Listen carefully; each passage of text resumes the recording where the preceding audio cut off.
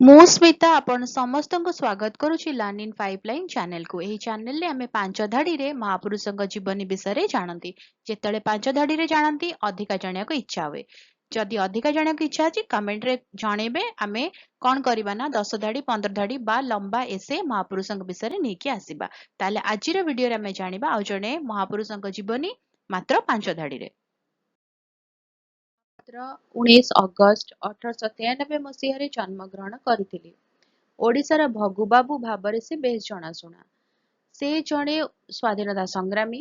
1921 ମସିହାର ଅସହଯୋଗ ଆନ୍ଦୋଳନରେ ଯୋଗ ଦେଇଥିଲେ।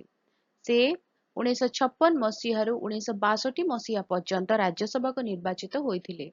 2 ଅଗଷ୍ଟ 1975ରେ ତାଙ୍କର ଦେହାନ୍ତ ହୋଇଥିଲା। ରହୁଛି, ଦେଖା ଆଗାମୀ ଭିଡ଼ିଓରେ। ନମସ୍କାର।